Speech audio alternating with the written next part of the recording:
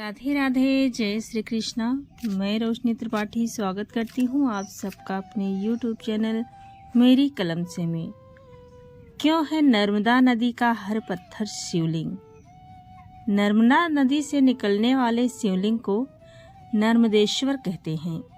ये घर में भी स्थापित किए जाने वाला पवित्र और चमत्कारी शिवलिंग है, जिसकी पूजा अत्यंत फलदायी होती है। ये साक्षात शिव स्वरूप सिद्ध व स्वयंभू जो भक्तों के कल्याण के लिए प्रकट हुए शिवलिंग है। इसको वारलिंग भी कहते हैं। शास्त्रों में कहा गया है कि मिट्टी या पाषाण से करोड़ गुना अधिक फल स्वर्ण निर्मित शिवलिंग से पूजन से मिलता है। स्वर्ण से करोड़ गुना अधिक मणि और मणि से करोड़ गुना अधिक फल वारलिंग नर्मदेश्वर से पूजन करने से मिलता है। घर में इस शिवलिंग को स्थापित करते समय प्राण प्रतिष्ठा की आवश्यकता नहीं होती। गृहस्थ लोगों को नर्मदेश्वर शिवलिंग की पूजा प्रतिदिन करनी चाहिए, क्योंकि यह परिवार का मंगल करने वाला, समस्त सिद्धियों व स्थिर लक्ष्मी को देने वाला शिवलिंग है। सामान्यतः शिवलिंग पर चढ़ी कोई भी वस्तु ग्रहण नहीं की जा सकती, परंतु नर्मदेश्वर शिवलिंग का प्रसाद ग्रहण कर सकते हैं। क्यों है नर्मदा नदी का हर पत्थर शिवलिंग? स्कंद पुराण की कथा के अनुसार एक बार भगवान शंकर ने माता पार्वती को भगवान विष्णु के शयन काल में द्वार साक्षर मंत्र ओम नमो भगवते वासुदेवाय का जप करते हुए तप करने के लिए कहा। पार्वती जी शंकर जी से आज्ञा लेकर चतुर्मास शुरू होने पर हिमालय पर्वत पर तपस्या करने लगीं। उनके साथ उनकी सखियां भी थीं। पार्वती जी के तपस्या में लीन होने पर शंकर भगवान पृथ्वी पर विचरण करने लगे।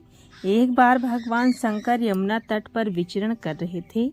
यमुना जी उछलती हुई तरंगों को देखकर वे यमुना के स्नान करने के लिए जैसे ही जल में घुसे, उनके शरीर की अग्नि के तेज से यमुना का जल काला हो गया।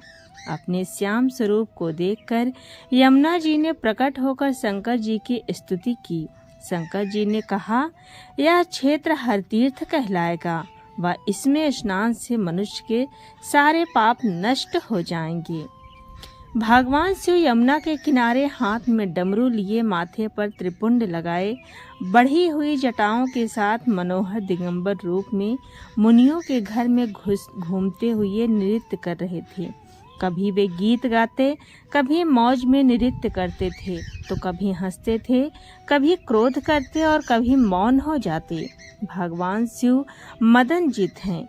हमें उनके दिगंबर रूप का गलत अर्थ नहीं लेना चाहिए। देवता, मुनि व मनुष्य सभी वस्त्र विहीन ही पैदा होते हैं।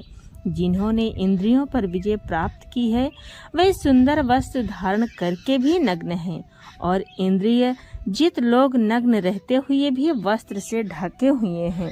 भगवान शिव तो काम को भस्म कर चुके हैं। उनके इस सुंदर रूप पर मुग्ध होकर बहुत सी मुनि पत्नियां भी उनके साथ नृत्य करने लगीं। मुनि शिव को इस वेश में पहचान नहीं सके, बल्कि उन पर क्रोध करने लगे। मुनियों ने क्रोध में आकर शिव को शाप दिया कि तुम लिंग रूप में हो जाओ। शिव जी वहां से अदृश्य हो गए। उनका लिंग रूप अमर कंटक पर्वत के रूप में प्रकट हुआ और वहां से नर्मदा नदी प्रकट हुई। इस कारण नर्मदा में जितने पत्थर हैं, वे सब शिव स्वरूप हैं। नर्मदा का हर कंकर शंकर है। नर्मदेश्वर शिवलिंग के संबंध में एक अन्य कथा भी है। भारतवर्ष में गंगा, यमुना, नर्मदा और सरस्वती, ये 4 नदियां सर्वश्रेष्ठ हैं। इनमें भी इस भूमंडल पर गंगा की क्षमता करने वाली कोई नदी नहीं है।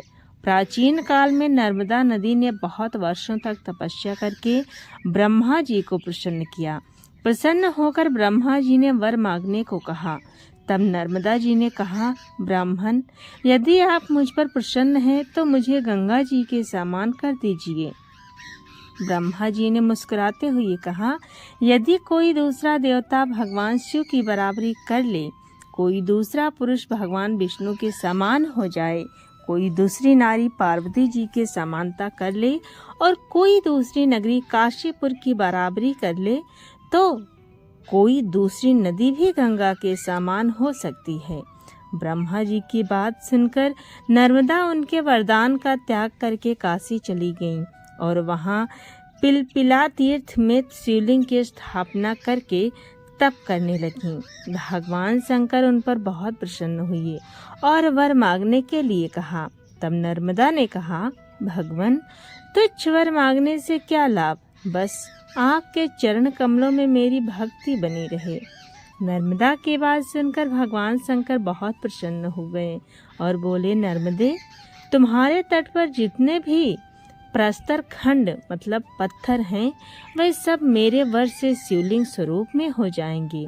गंगा में स्नान करने पर शीघ्र ही पाप का नाश होता है।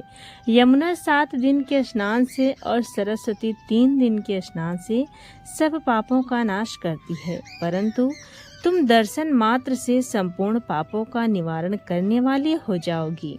तुमने जो नर्मदेश्वर शिवलिंग की स्थापना की है वह पुण्य और मोक्ष देने वाला होगा।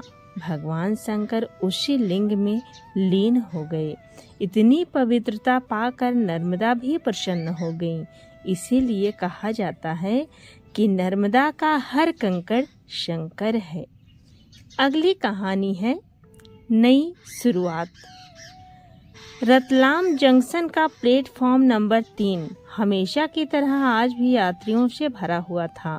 सर्द रात में हवा तेज चल रही थी, जो रेलवे स्टेशन पर लगी पुरानी टिन की छत से टकराकर एक अजीब सी सरसराहट पैदा कर रही थी।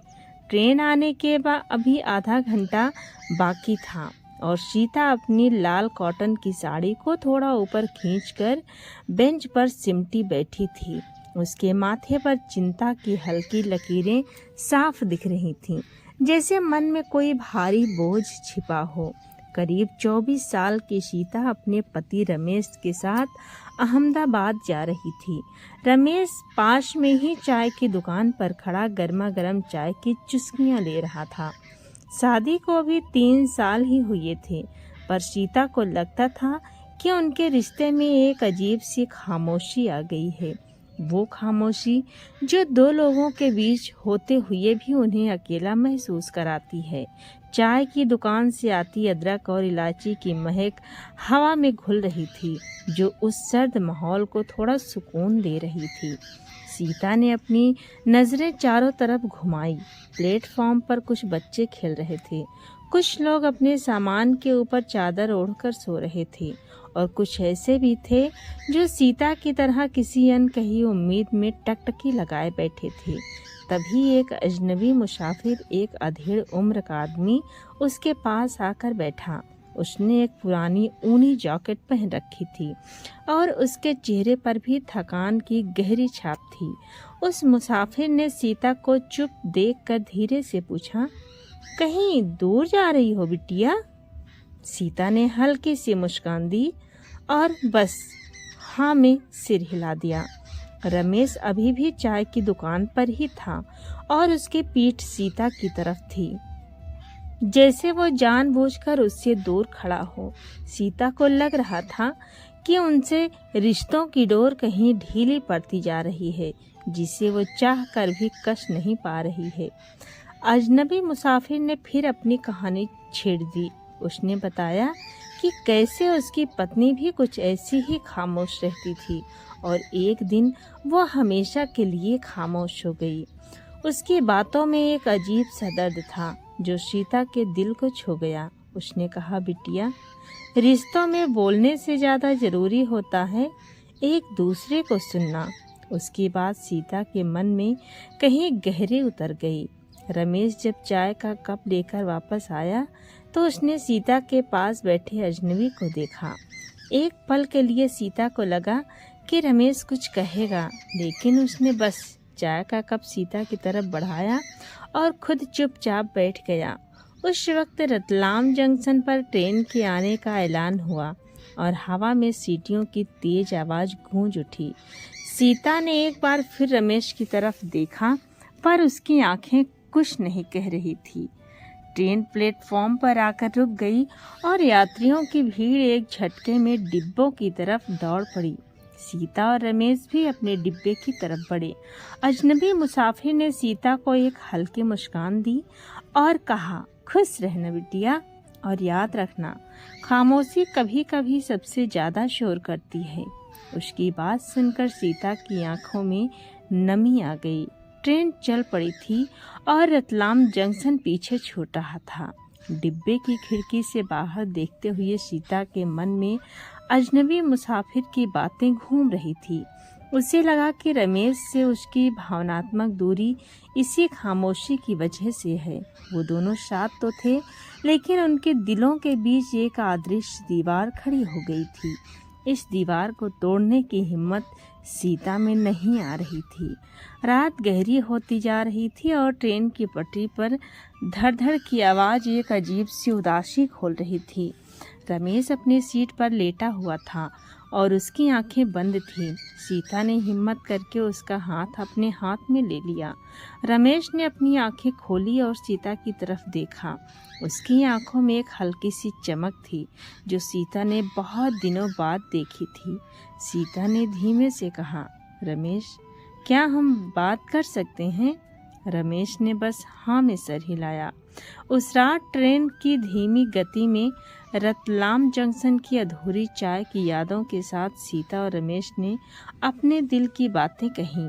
उन्होंने उन खामोशियों को तोड़ना शुरू किया जो उनके रिश्तों को खोखला कर रही थी। सीता ने रमेश को बताया कि उसे कैसा अकेलापन महसूस होता है और रमेश ने भी अपने मन की उलझनें बताईं। सुबह की पहली किरण जब ट्रेन के डिब्बे में दाखिल हुई तो सीता और रमेश एक दूसरे की आंखों में देख रहे थे। उनके चेहरे पर एक हल्की मुस्कान थी जो रात भर की बातचीत के बाद आई थी। अहमदाबाद अभी भी दूर था, लेकिन उनके दिल करीब आ गए थे। सीता को लगा कि अजनबी मुसाफिर की बातें सही थी।